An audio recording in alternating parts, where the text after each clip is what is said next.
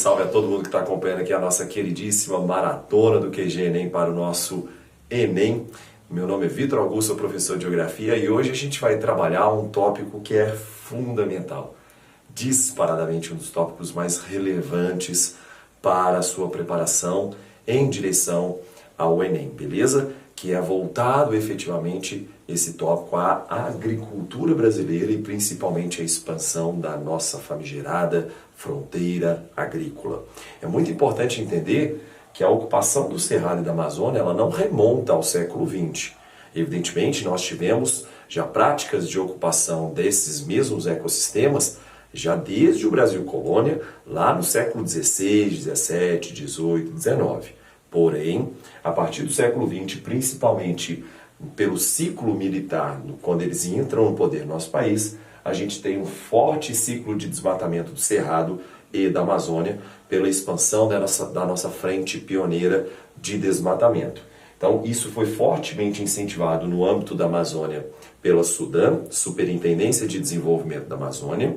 Muito importante a gente entender que a SUDAM acabou implicando em fortes incentivos para a expansão dos madeireiros, pecuaristas e sojicultores, com o objetivo de desenvolver efetivamente o PIB amazônico. Porém, essa redução da desigualdade interregional acabou aumentando a desigualdade intrarregional, ao passo que o desenvolvimento econômico proposto pelo período militar acabou concentrando terra, concentrando poder, concentrando capital na mão de poucas pessoas. Feita essa análise, que é uma análise econômica, inclusive já foi questão do Enem, a gente pode partir para um outro tópico. Essa expansão da fronteira agrícola em direção ao Cerrado e à Amazônia se direciona principalmente a partir do Brasil Central. Conhecer o Brasil Central e as suas principais características é fundamental até para a gente entender o porquê que efetivamente a sojicultura, a pecuária bovina acabaram se espraiando por essa região. Nós temos um ambiente de topografia suave, o que favorece muito a pecuária de corte. Nós temos um ambiente de topografia suave, o que favorece muito a mecanização da agricultura e a colheita mecanizada. E nós temos também uma elevadíssima disponibilidade hídrica. Não se esqueçam que o Cerrado é conhecido como a caixa d'água do Brasil, nosso querido pai das águas.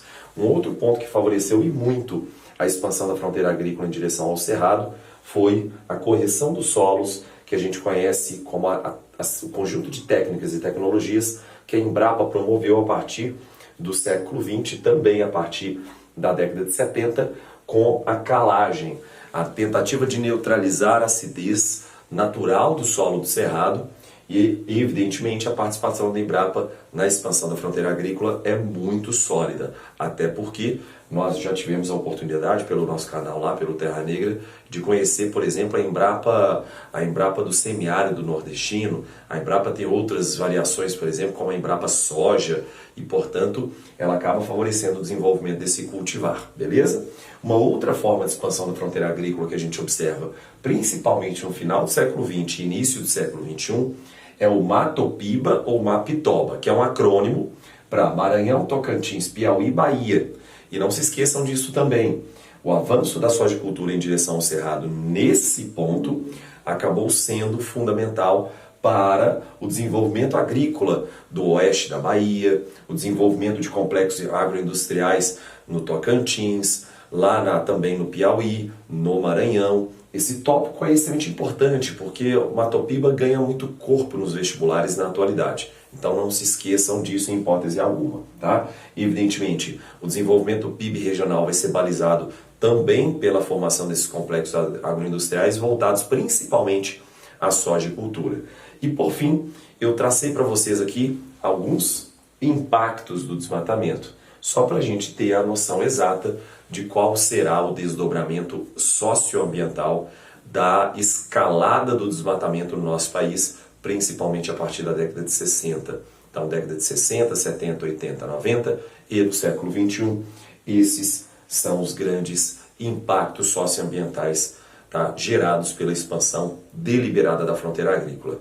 No mais, eu desejo a todos vocês um ótimo Enem. Foi uma honra muito grande ter participado aqui da nossa maratona Enem, do QG do Enem. E vamos que vamos. Boa sorte a todo mundo, porque sorte não faz mal a ninguém. Eu vou sair da frente do quadro para vocês poderem tirar aquele print maroto e até mais.